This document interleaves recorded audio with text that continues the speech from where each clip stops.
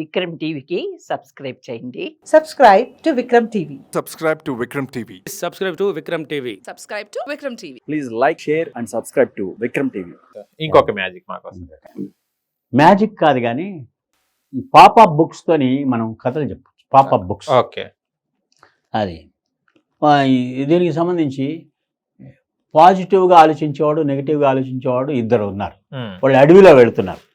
అడవిలో వెళుతుంటే వాళ్ళకి పులి అరుపు వినిపించింది. పులి అరుపు వినిపించింది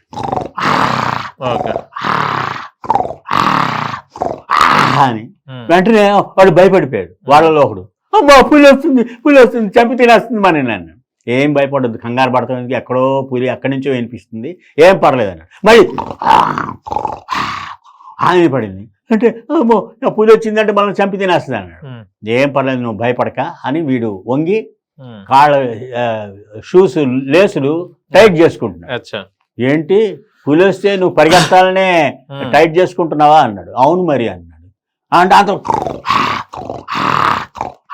అని వినపడింది. వచ్చేస్తుంది పులి వచ్చేస్తుంది అన్నాడు. అంటే చూడు పులి మన దగ్గరికి వచ్చింది అనుకో, నీకంటే ముందు 4 అడుగుల ముందు నేను పరిగెడతా, నేను టైట్ చేసుకుని ప్రిపేర్డ్గా ఉన్నాను. ఆ పులి వచ్చి నీ మీద పడి నిన్ను తినేస్తుంది.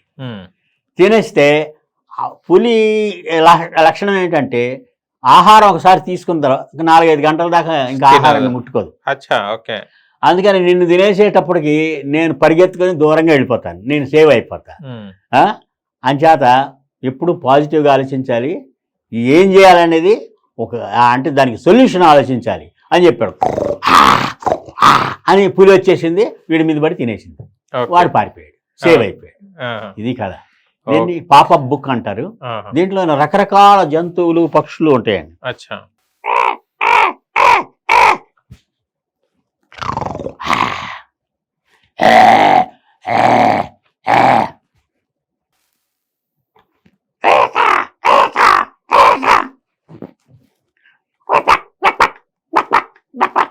ఇట్లా ఈ పాపా బుక్స్తోని ఈ పిల్లలకి కథలు చెప్పేటప్పుడు ఆ విజువల్గా మనం చూపించి కథ చెప్పేటప్పుడు చాలా ఎఫెక్టివ్గా ఉంటుంది.